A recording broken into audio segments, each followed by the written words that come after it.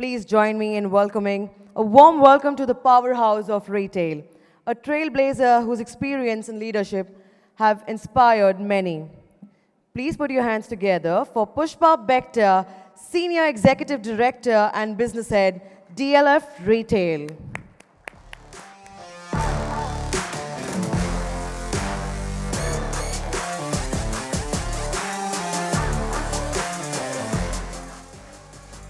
Thank you. Is it on?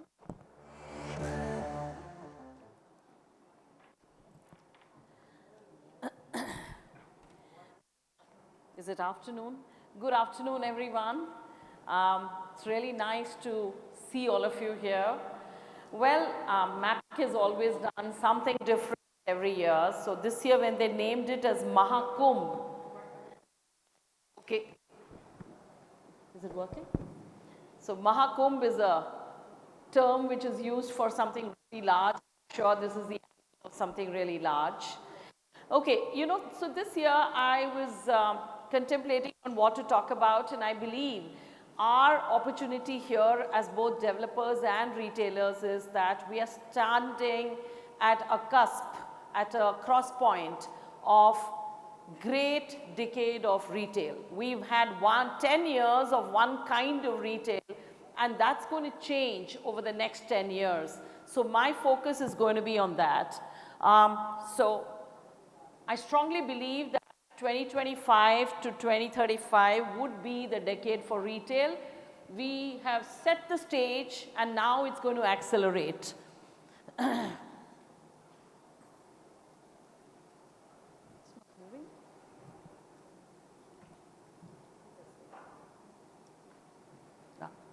So Indian retail is going to expected to really grow to around by 9 to 10% minimum, and it will reach around 2 trillion over the next decade. Now that's a number that one can be really proud of in achieving, because that will put us in par with China, with Japan, etc., etc. India is now the 4th largest retail market globally, set to touch the 2 trillion mark by 2032 if we look at the same CAGR growths. 2024 was not exactly great, but at the same time it wasn't so bad either. In fact, I was exchanging notes. Most people's rental growth has been rather good. The CAGR, as you can see very, very clearly, it's on track for the last 2 years, because we started tracking this just post-COVID, and it looks like we are going to be hitting that mark. So what's really happening? What is the difference?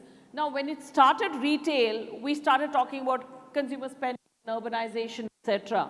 But what's really happening is that we faced some bottlenecks. We said, is there going to be infrastructural challenges, which we all keep facing even today? I think more than the location, we are struggling with the surround sound around the location, which is ease of egress and ingress. That remains to be a complexity that we haven't entirely solved.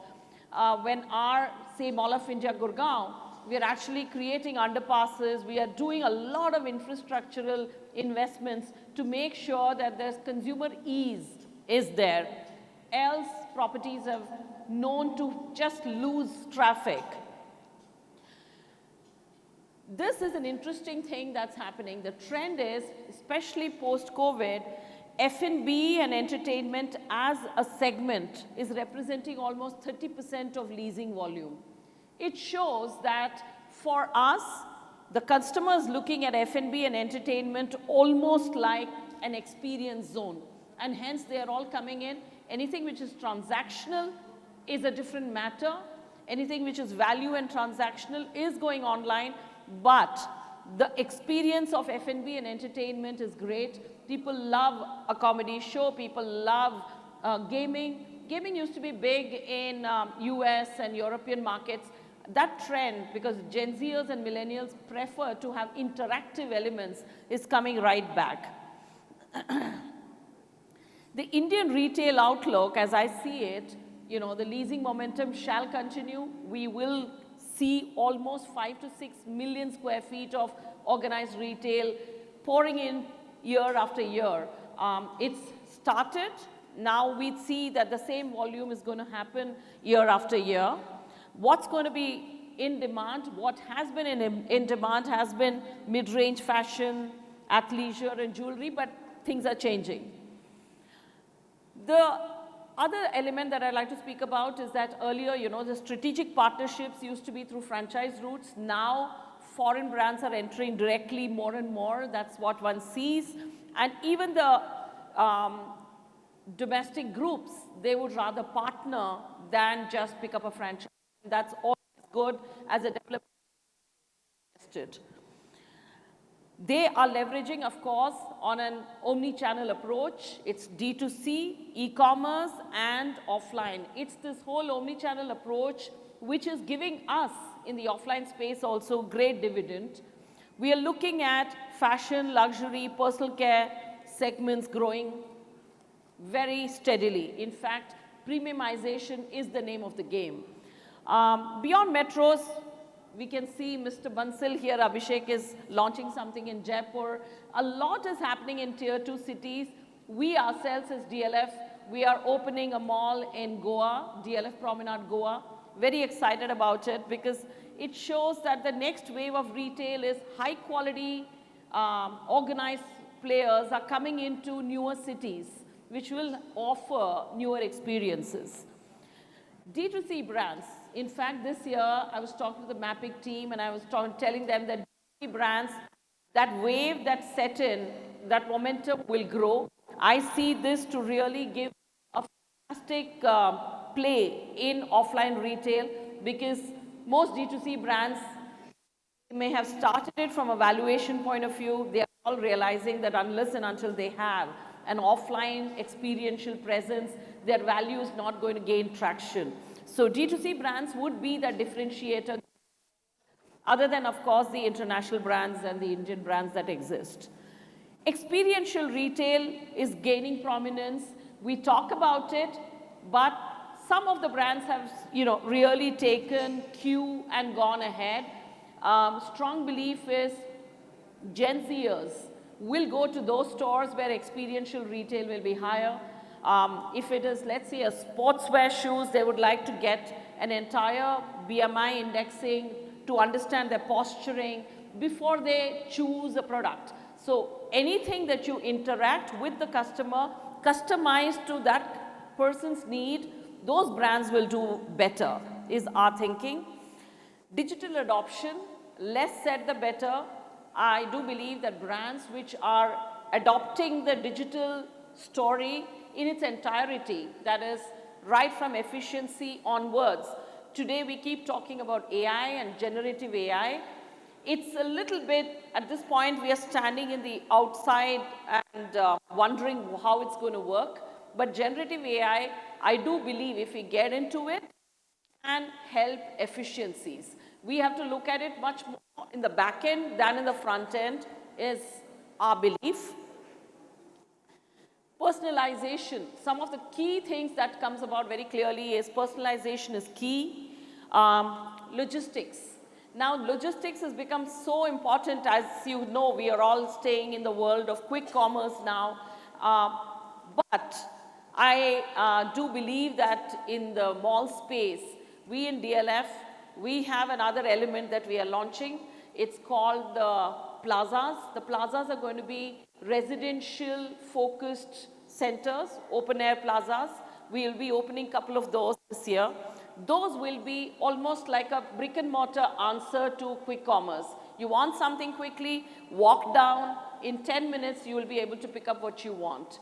And that will be a very different way of retailing. Rather than taking a car and driving all the way to a property, we are trying to create a newer way of engagement with the consumers.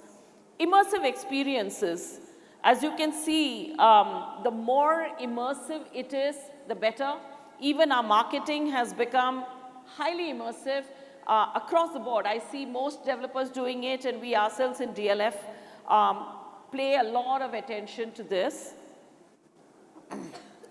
Logistics. Now, the thing that we have started is that in DLF also, we're starting if there is a delivery, if a customer wants, let's say at the plazas, he wants something, he wants a quick gift, that should be available to his house very quickly from that plaza. So I do believe that going forward, logistics will become part and parcel of a mall experience as much as any other Q-commerce or any other e-companies. So I think those things are going to change. Our way of thinking will change, because in our cities, the one thing that is really helping or marring experience is the traffic. So people do not want to drive for a long time, look at traffic, and hence they avoid going. Now, how do we get people and yet engage? That will be a challenge that we all need to solve for. Do we go the experience route, or are we going to be looking at spaces which are close enough for the customer? I do see a lot of micro markets getting formed, especially post-COVID. I stay in Gurgaon, and I see the micro markets within Gurgaon has become so heavy. I see the same thing in Delhi too. A person staying in Vasant Kunj does not want to go to Saket. Who's going to drive an hour going to Saket? So that thought process has changed from a customer point of view. Have we changed as developers is something for all of us to think about. As I talked about immersive experience earlier, I believe that this is what will pull in people to our properties. It's not going to be just shopping. We did an immersive experience with Van Gogh, and we sold some 50,000 tickets in 2 months. It shows that people want a different experience. They may not go to the cinemas as much, but they want different experiences. So are we as malls catering to those? So what are the big future trends that one sees? What are the big ticket ones? Well, from our end and our experience, the one thing that I can tell you is experience over everything.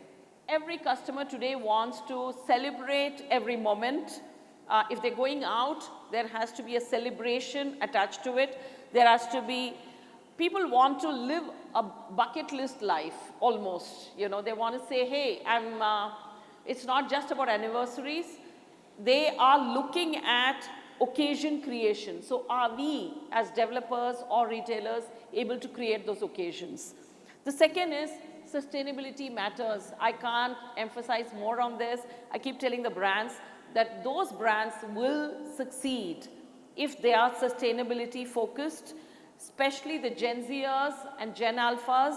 They just reject because they have come to a space where, they have they are looking at life on the reverse end of the Maslow's theory of hierarchy. So they're looking at self-actualization from the word go. They're saying, hey, is this product a good product, an authentic product? Is it sustainable before I even go there? Brands no longer is as important for them as the story is. The second is, of course, speed is a new currency. As I said, we understood, and that's why we started working on plazas around our residential spaces. And price versus loyalty. It is known, and I don't want to name brands, it's known that large brands which were doing really well increased their prices confidently or overconfidently by 25%. Their sales went down because they were quickly, customers moved to other spaces, other brands, other D2C options. So brands have to understand their value proposition very closely because the choices are increasing. It's not just about brand loyalty anymore. It's about the value that you're giving. So what's the retail boom? What's driving it? Brands and developers who are digitally ready and rise of homegrown brands. Well, we started it as DLF. I can tell you that when we started Mall of India, then times, it's 7 years back, we created an entire zone for Indian brands. No one had done it, but that has become the most successful distinctive differentiation. So now there is a next wave, should we premiumize? Premiumization is not the only answer. We do believe that every location has its own requirements. Maybe one will look at South Delhi differently.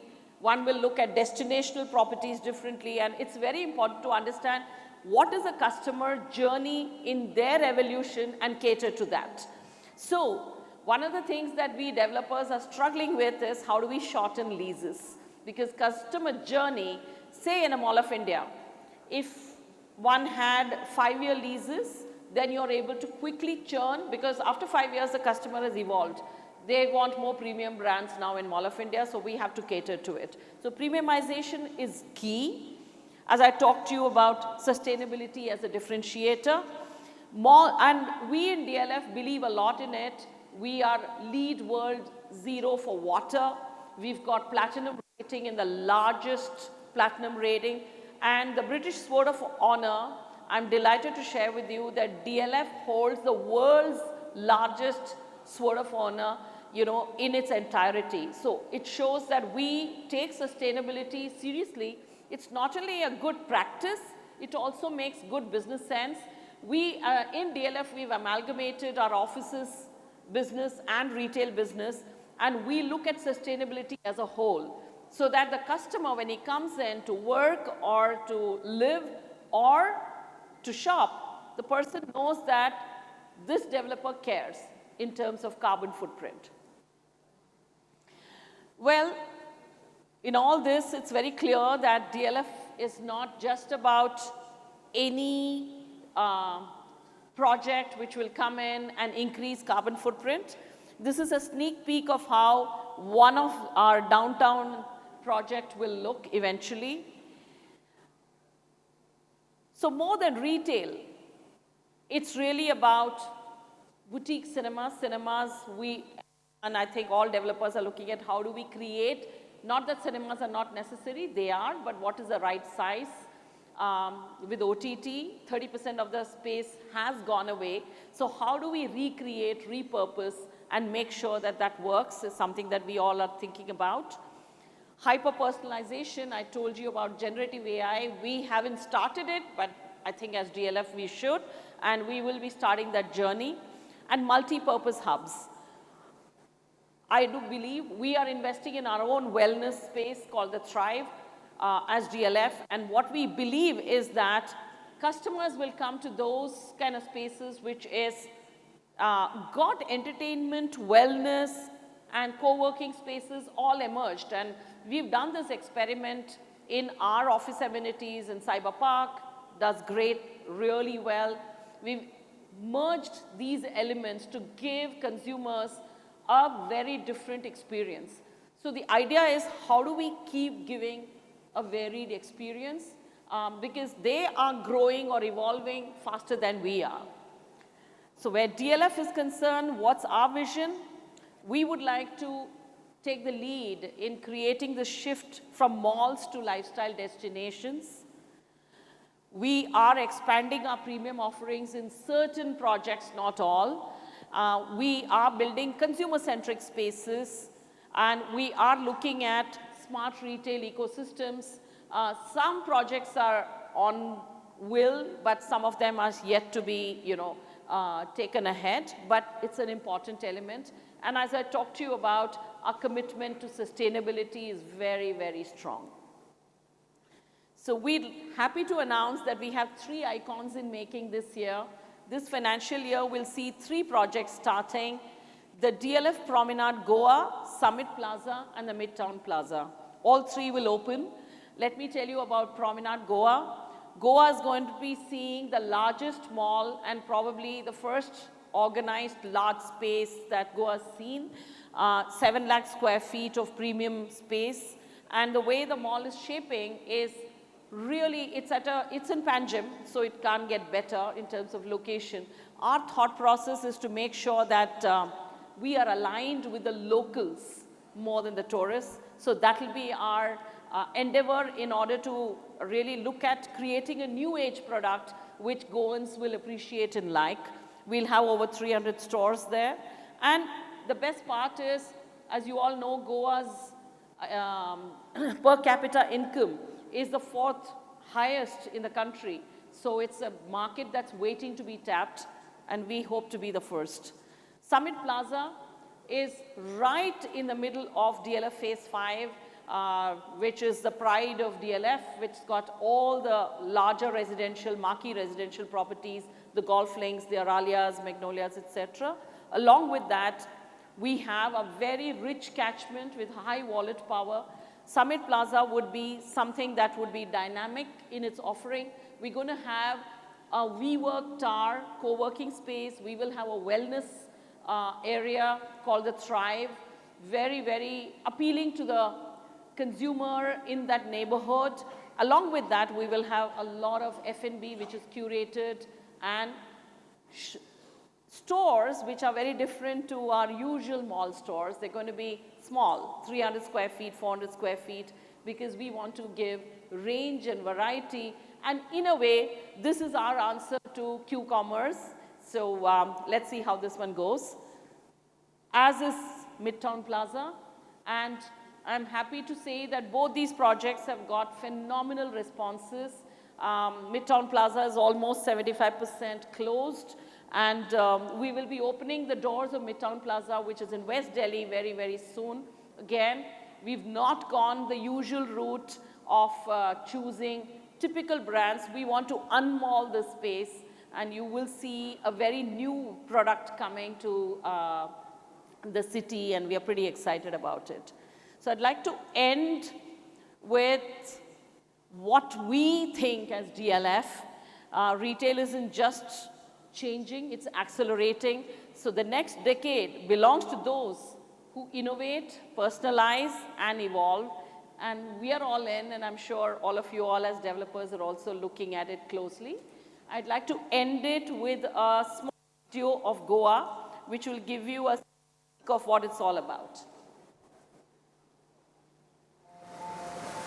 At the heart of India's paradise, where the Arabian Sea meets the coastline, a new wave of retail excellence rises in Panjim, strategically located in Goa's central business district.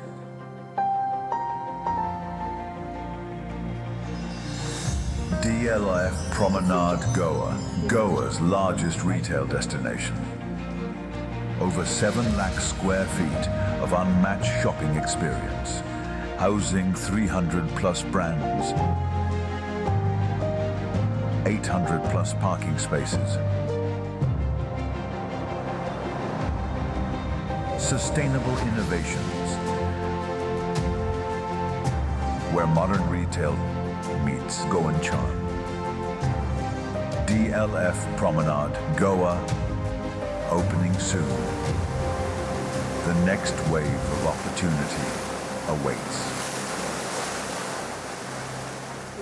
Thank you so much, Ms. Bector. Ladies and gentlemen, can we please have a huge round of applause